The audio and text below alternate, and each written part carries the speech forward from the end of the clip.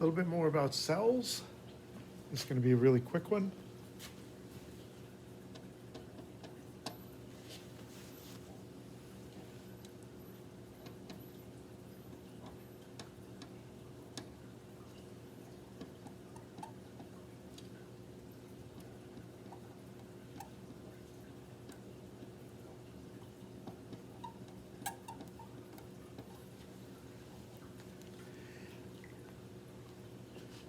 No matter what kind of cell you're looking for, these are 4 things that are going to be there. They may get slightly different prefixes, but you're looking at a cell membrane. You're not always looking at a cell wall, but you're always looking at a cell membrane. You're looking at basically the water-based fluid full of stuff inside the cell. That's the plasm. Could be cytoplasm, could be nucleoplasm. You get chromosomes, DNA, wrapped around particular types of proteins, and you get ribosomes, the site of protein production. DNA, everybody's got the coding. Protein production, protein-based chemistry, everybody needs proteins.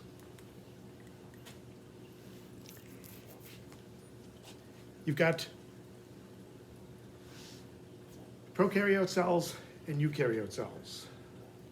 I'm going to do it a little backwards. I'm going to put the eukaryote cells down first. You also have viruses, which may be a holdover from the very first experiment with life. Right now, the viruses that we're familiar with are not independent entities. They absolutely depend on being able to use cells as a way to perpetuate themselves. I'm not sure if there may be self-perpetuating things we would recognize as related to viruses, say, in the oceans. So far as I know, nobody's really looked for those. The ocean is a soup of all sorts of organic materials.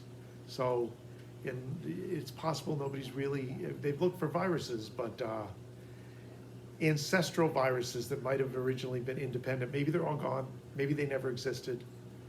Viruses could be an offshoot of cellular machinery. Nobody knows.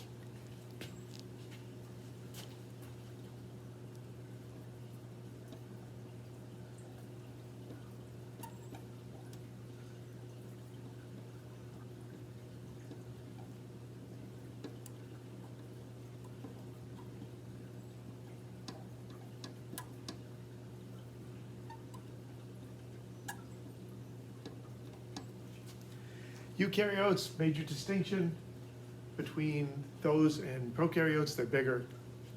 They also have chambers inside that are separated out from the cell membrane. You can find chambers in some prokaryotes, but they tend to be infoldings of an outer membrane, like you get in the ones that are related to mitochondria.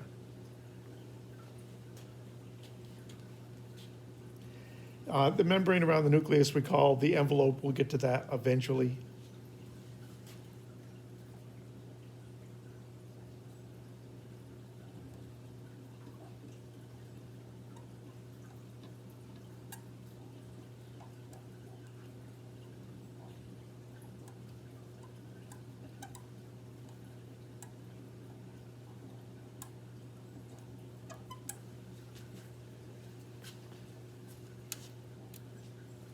Eukaryotes have paired chromosomes. So they've got pairs of almost every one of their genes, almost every one of their codes comes in pairs. The chromosomes have 2 ends to them. Now I'm going to give you the prokaryotes, I'm not going to write it down, I've run out of room here, but it's basically a counterpoint to this, is you don't get separate internal chambers in prokaryotes. At least you're not supposed to. Sometimes they don't read that book. And their chromosomes come as singlets. So the chromosome number for prokaryotes is 1. And they're loops. So there's not 2 ends to them. One additional thing to stick on the prokaryotes that you don't find in eukaryotes.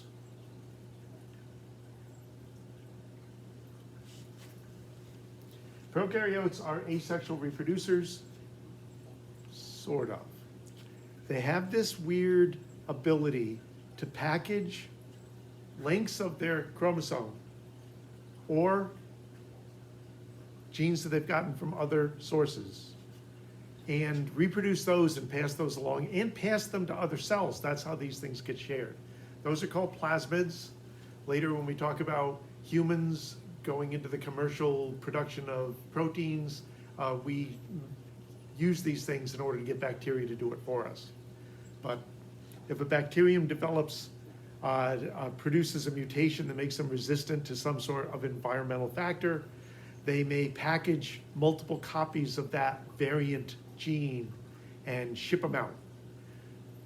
So that if you go in for a viral infection and they give you penicillin, it's not going to hurt the virus. It's an antibiotic which goes against bacterial chemistry. But it will sort through your bacteria that get exposed to it for possible resistance mutations. And they will package that in plasmids potentially and share it with possible pathogens later. Wow, there's a lot of P words here. So there are some significant differences, but prokaryotes, because they can change their genetics by sharing this stuff around, it's kind of a quasi-sexual reproduction where you can produce offspring that don't completely share your genetics. Some of the plasmids are integrated into the chromosome and then become perpetuatable and inheritable. But this is basically a fast and sloppy introduction to the general terms of cells. And we'll pick up the specific terms in the next chapter.